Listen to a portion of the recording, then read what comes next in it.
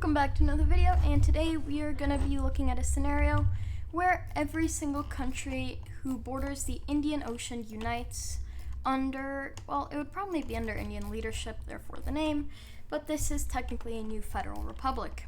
So we have a majority, well, about half, actually more than half of the Middle East, a majority of the Middle East, all of, well, coastal Eastern Africa, Australia, Indonesia, Malaysia, parts of Southeastern Asia, and the Indian subcontinent, all being united into this one absolute superpower. It is similar to my Mediterranean video, just using a larger body of water, therefore creating an even more powerful country. Of course, this would immediately become a global superpower. It may still be weaker than the US, but honestly, it is very close. It is combining India, who is rapidly growing. It has Indonesia, Pakistan, Egypt, all with massive populations, and countries such as Australia or Saudi Arabia, who have very large economies, along with India. So we're going to be seeing first, I'm going to be talking about how this might affect the real world, and then we're going to see it expand into a much greater power. Of course, if this somehow happened in real life, despite Iran and Saudi Arabia being united, India and Pakistan are together. That's just, no. Israel and the rest of the Middle East, this would obviously never happen, but in case it did, it would immediately become a global superpower, and honestly, it would probably be anti-China, but it wouldn't be Western, similar to how India is in the modern day. It would be a sort of neutral anti-China country. It would have good relations with Russia and the United States, along with Europe, but it would hate Russia. It would hate China, who would still be claiming some of its lands for themselves. Of course, China would very soon after drop these claims, as there is no way that China could defeat this power, especially after it starts to expand. First into what is of course going to have to be the weaker nations that it borders. I'm sorry, Palestine, Lebanon, Syria, you're all dead.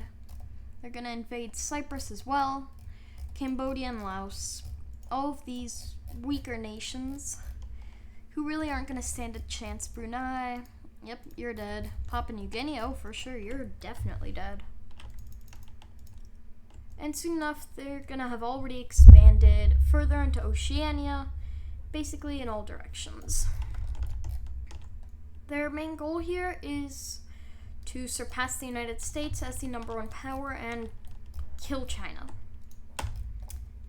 Two simple goals: become the global superpower, increase your influence, since the US has Western Europe and parts of Eastern Europe on its side.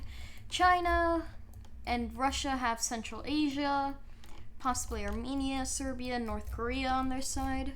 This country doesn't really have anyone on their side. And seeing as they have no natural allies, yet plenty of natural enemies, they're gonna have to do something quick, otherwise they are going to struggle here. They're going to continue this expansion and consolidation by invading into Uganda, Burundi, and Rwanda, Lesotho and Eswatini, and Malawi in Africa. In Asia, they will invade Afghanistan, Turkmenistan, Tajikistan, and Kyrgyzstan. And in Oceania, they will annex all of New Zealand. So yes, just immediately this country would quickly take over many lands, pretty much everywhere across the globe, except for the Americas. And technically, they still don't have lands in Europe unless you count Cyprus.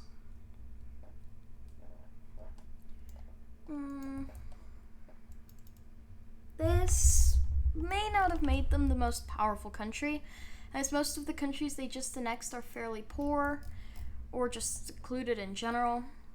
But honestly, when it comes to statistics, they're going to be the #1 most populated country without a doubt. They control India. If you control India, you're the most populated. That's just how it works now. Second is still going to be China, etc., etc. Nothing else is going to change. This is going to be the most populated country. When it comes to economy, probably going to put it in the number 3 spot. Still behind China, but that is just because they have many poorer regions. I haven't actually run the numbers. And honestly, very quickly, I see it surpassing China and eventually the United States, as it has a massive population, a young population that can still work, whilst China and the USA have more aging populations that will not help nearly as much.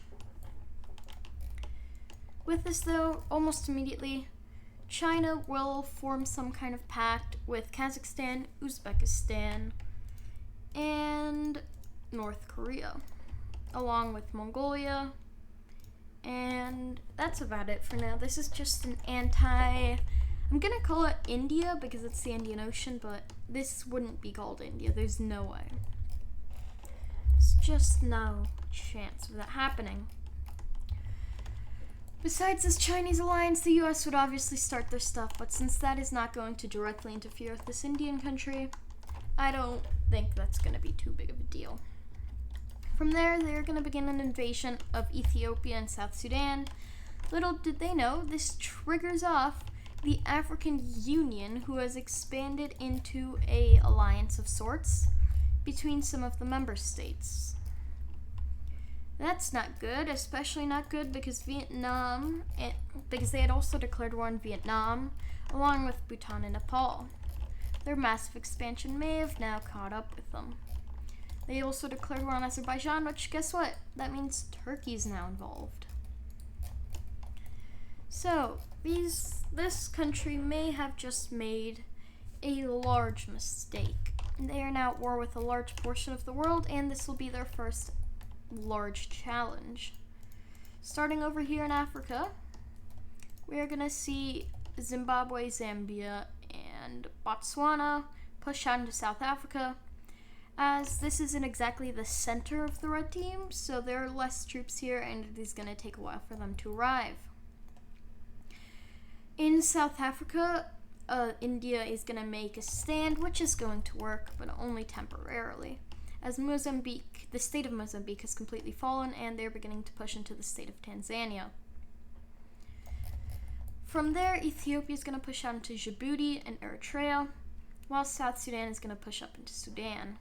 In Somalia, there really aren't any divisions in Somalia, so that's going to be quite easy, along with Uganda. And we very quickly are seeing Africa just getting absolutely steamrolled here.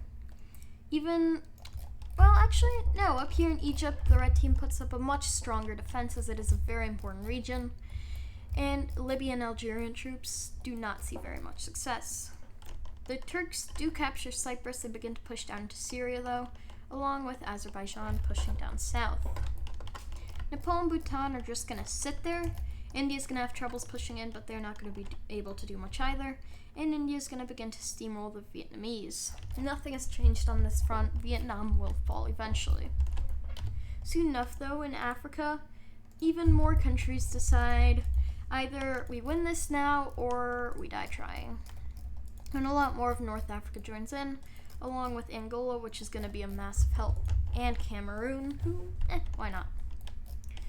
With this new Indian state is going to have even more trouble in Africa, which may not be the center of their country, but it is a growing region, and they would have really rather not lost it all. Ethiopia is going to push in along with South Sudan. In Egypt, it's still mostly a stalemate, but they are pushing up into Sudan along the Nile and along the coast. So soon enough, it is believed that they will reach up into Egypt, and even some of the heartlands will fall.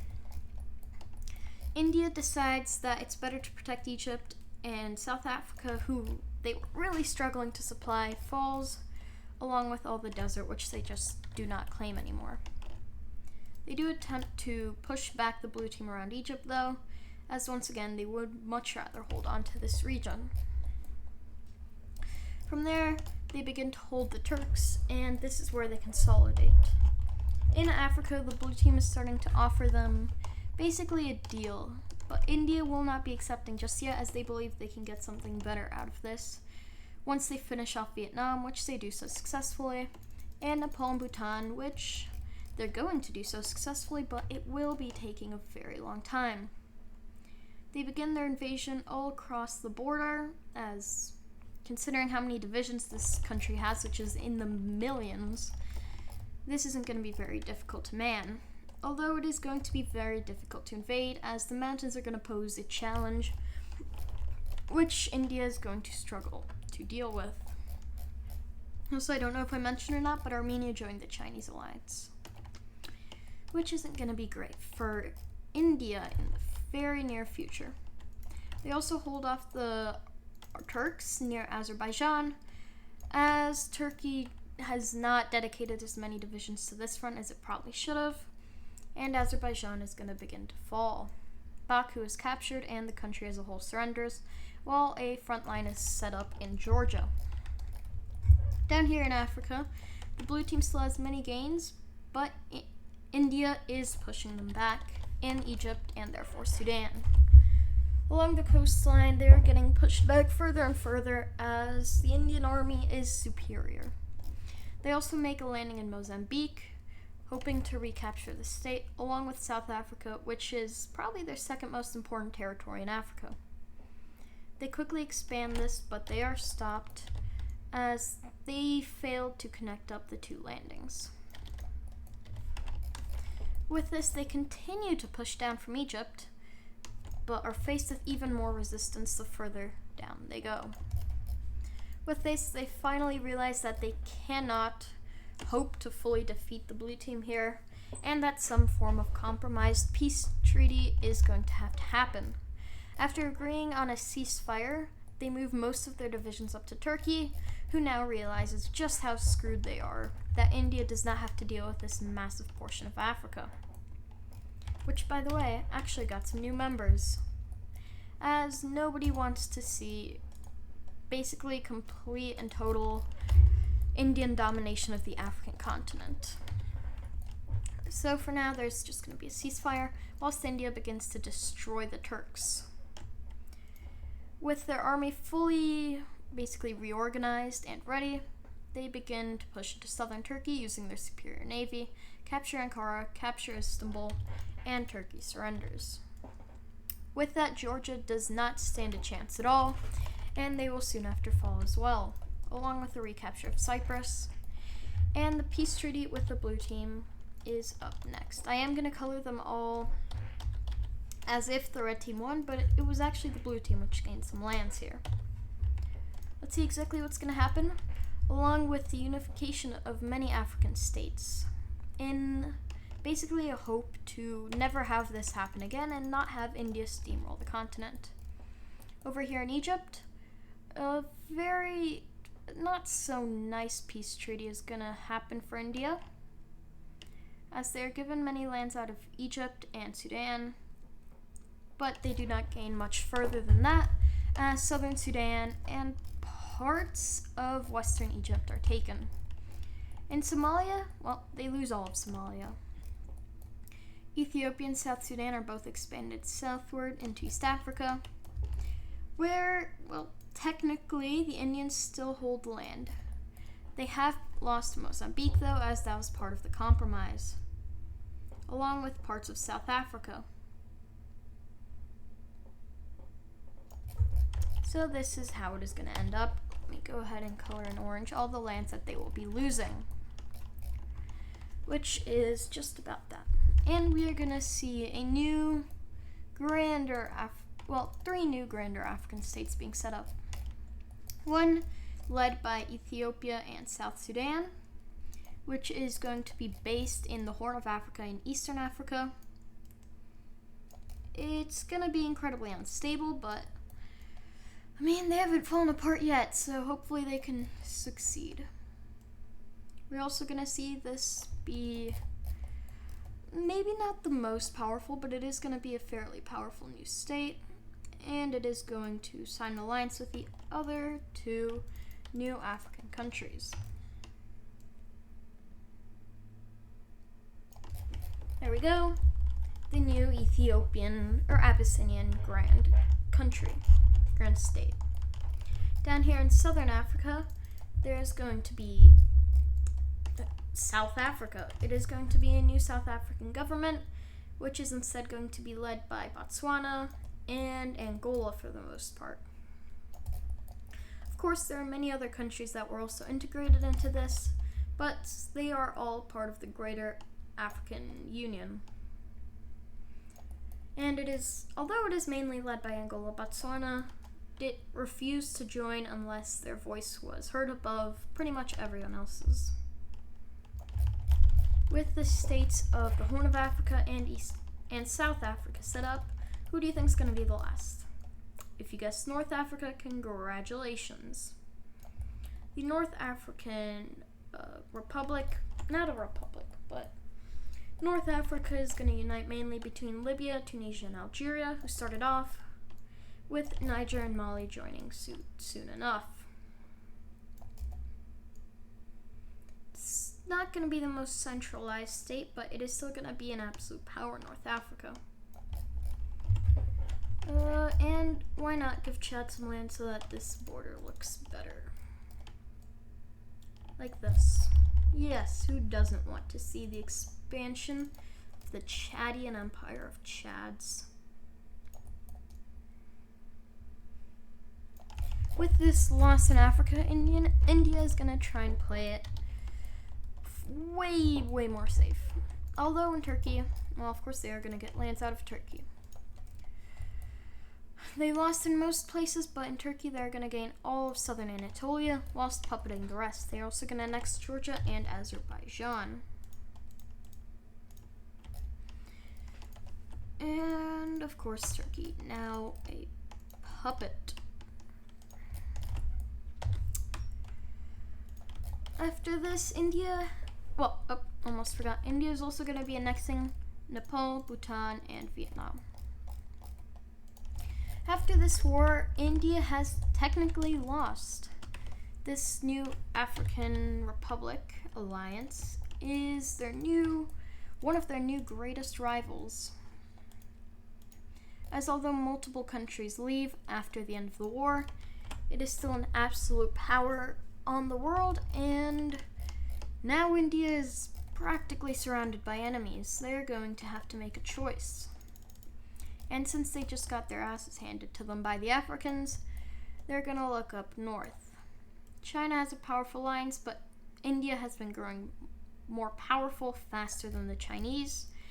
And India believes that with just a bit more strength and a bit of help, they can defeat this new Chinese alliance. Where are they going to go, though? If they attack any African country, the African Union has basically promised that they will declare war, even if it is not a part of the alliance as a whole. If they attack up into Asia, there's a chance it could be in China's alliance or just in none at all. And if they attack the Philippines, Taiwan, South Korea, or Japan, they will end up at war with the US. So they wait. They start to build up their military, build up just about everything they can until an opportunity arises, and that opportunity will come very soon. As we see a war breaking out between the Chinese faction and the Americans. This isn't going to be a full-on world war because I really don't want to map that right now. But it is going to be the American, basically, Asian alliance versus the Chinese Asian alliance. Actually, it's just going to be the US and their allies versus China. No point in weakening the US just to make this more fair. With that, the United States of America joins in as China has declared war on Taiwan. The Greater East Asian American Sphere is going to join into this. As why did I color South Korea in blue? I do not know. And technically India's not in the war yet, but since they will be fairly soon, I'm just going to go ahead and color them like that. We also see Canada, who is a part of this alliance, as they do technically border the Pacific.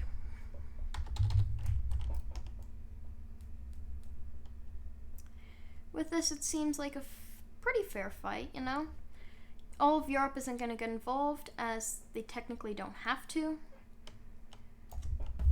But that does not mean that some countries won't be. France and the UK for a start do join in to assist their American allies.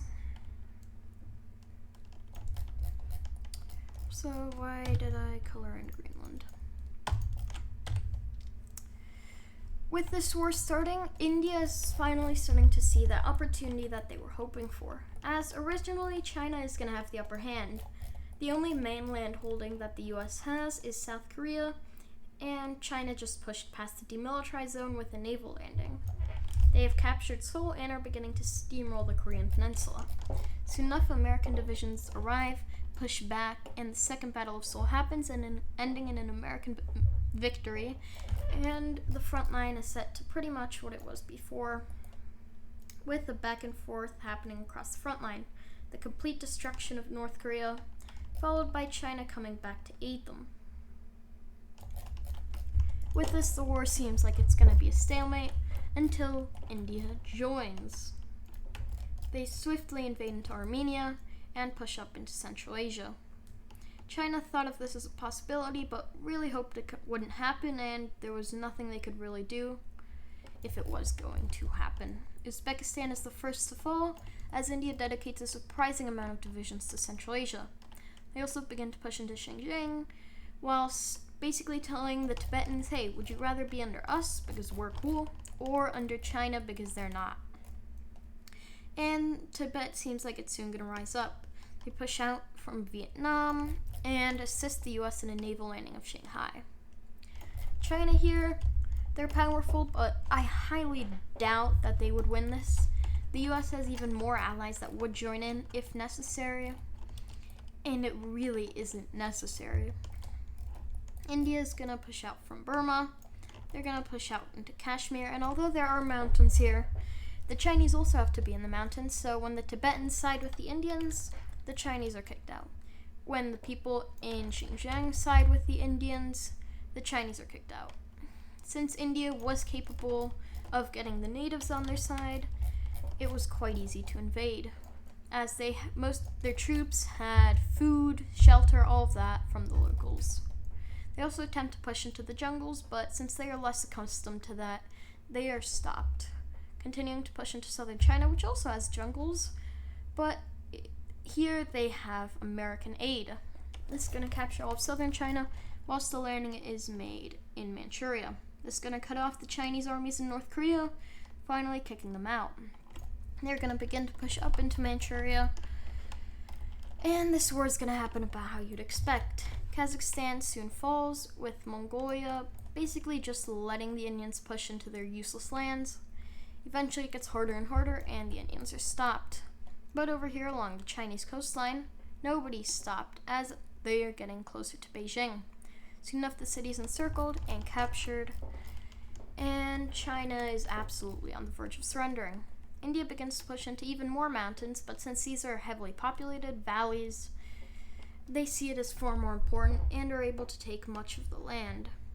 They eventually meet up with a coastline attack, and China is now split into two. Soon after, the entirety of the Chinese faction surrenders, and a peace treaty will be drawn up. This is not a compromised peace like the one with the Africans. This is a full-on Chinese surrender, and it will not be pretty for the Chinese at all. The Koreans will be compensated with all of North Korea and parts of Manchuria.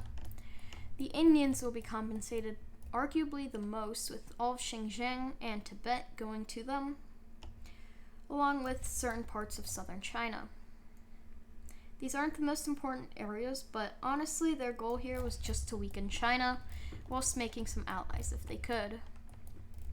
They annex all of Kazakhstan and Uzbekistan, along with Armenia, and basically make multiple puppets in China. When this region, they puppet all of Mongolia. Sadly for them, Manchuria is turned into an American puppet, whilst basically a large coastal Chinese state is turned into a Japanese puppet, and another central Chinese state is turned into an American puppet. The rest of the land is turned into an Indian puppet, which gives them a lot of control over the Chinese heartlands, at least the southern ones. India will be taking their land, and now with relations pretty good with the United States, they're gonna look back at the Africans, who are now very scared. Their original plan was just to hold out, hope that China does something, and with China dead, things are looking much worse. India now has a very powerful ally who they can use to their advantage in any wars that they would like to basically commit to. And the Africans, who have been getting a significant amount stronger, have also lost a lot of trade from China, and honestly, that is going to hurt the world. Every single country in the world benefits from Chinese trade, so that is not going to be very ideal for just about anybody, except possibly the Indians, as when the Chinese fall, who is going to take their place? Who is going to step up? Who is going to be the new factory of the world? You guessed it, India is. Where that trade with India absolutely explodes, as without China, it is about every single country's best option to trade with India. They're going to use this to their advantage, and although they're still going to be the factory of the world, they're also going to begin to increase their prices and basically do what China did in our world, or in this world too, but just on a much larger scale, as they have more people, still having a younger population, and a growing population, instead of the Chinese, who implemented multiple rules against overpopulation. The Indians, in this case, who have multiple lands which could use it, especially in Central Asia, benefited from it. From here, they are going to stop massive expansion. They are now allied with the US, which means they can't do whatever they want anymore, and since they have already taken many lands, the world assumes that they should be pleased. They are Asian focused, but they also have lands in Africa, and Africa is the last place where they're going to push. This whole African Union thing has only been getting more powerful and basically beefing up the border. India knows that they cannot allow this for too long, and soon enough a war has begun. Much of Africa is going to join in, even though they do not have to, as there have been many improved relations, as these major African countries have been helping the smaller ones basically just get more powerful. They have been assisting them, and now everyone wants to help them. Well, just about everyone. With this, an even larger war is going to happen between India and their allies, and the three major African nations and their allies. India is going to have the US on their side, though, which is going to be very beneficial soon enough. I will show you what I mean once the war starts to drag out. India, who was the one who declared this war, fully knowing the extent of African strength, is going to have the initial advantage, pushing up into the Horn of Africa along the coast, pushing down to southern Africa, and up from their South African colony, whilst basically just attempting to reclaim the Indian Ocean, which is what they first wanted to begin with. They also begin to push across the Libyan coastline, basically trying to knock out this North African state, pushing down from Egypt, and just making massive progress just about everywhere. Soon enough, this massive progress is going to be slowed down, but it is not going to be stopped, as the Somali coastline is taken, along with the Mozambique coastline, giving them full access to the Indian Ocean once again. With that, they're going to continue their advance into Ethiopia, getting closer and closer to Addis Ababa, the capital. Soon enough, the capital is captured, which is also considered the capital of the entire African Union. With this, after capturing Juba, which is the capital of the state of South Sudan, this Horn of Africa country is going to surrender. They're quickly going to steamroll into southern Chad, which is the only important area, and Chad is also going to surrender. From there, they're going to continue to push up into northern Africa, capturing Tunis, when they're going to get their next ally, which is actually going to be Italy. Italy had actually been making friends with this country in the Mediterranean, and as friends, they decide why not kill Africa together. Italy does not want much land, but just some more favorable trade negotiations. With Italian help, Algeria is dead, and after pushing into southern Niger and Mali, this entire region is practically gone. They do so thanks to some Italian aid and the UK and Spain allowing them access through the Strait of Gibraltar. From there, they're going to push into Senegal, Guinea-Bissau, and up just the entire African coastline. With the north completely dead, the south is not going to stand a chance. A naval invasion of Angola, along with most of the important parts of Namibia, the capital of Botswana, and the northern parts of Zambia, is going to lead to basically the death of the state. With the capitulation of all lands that used to belong to Angola, we see the strongest of the regions falling.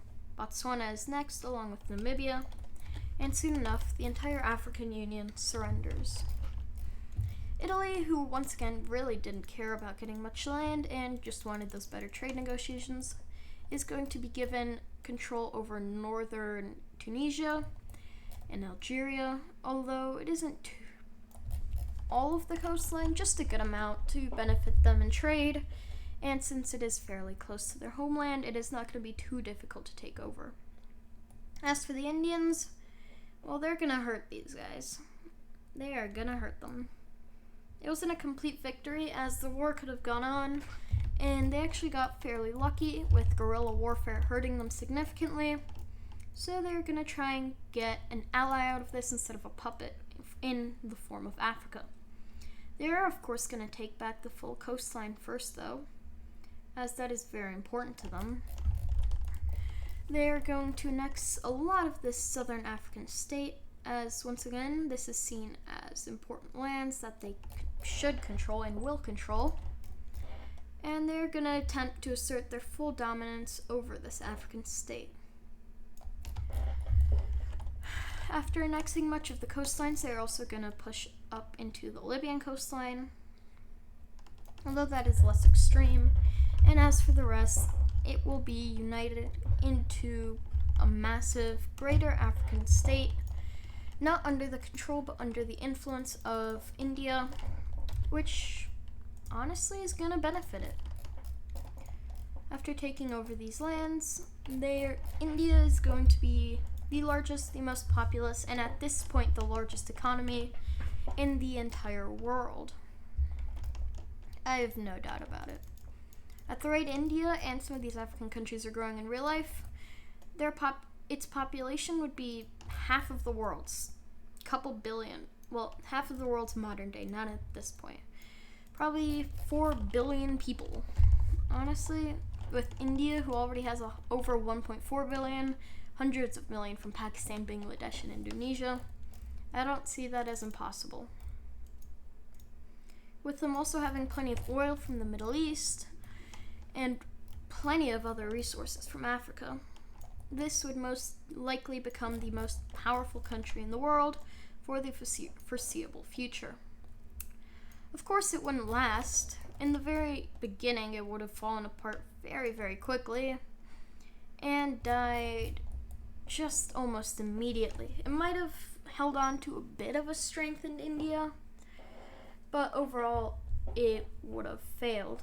If you'd like me to make a part 2 where I explore a more realistic option, I don't know, a couple hundred views in a couple days, and I'll do it. Why not? With that, let me finish coloring in their allies, which is now going to include the new African Union, which instead of an alliance of multiple large states is just going to be one combined superstate.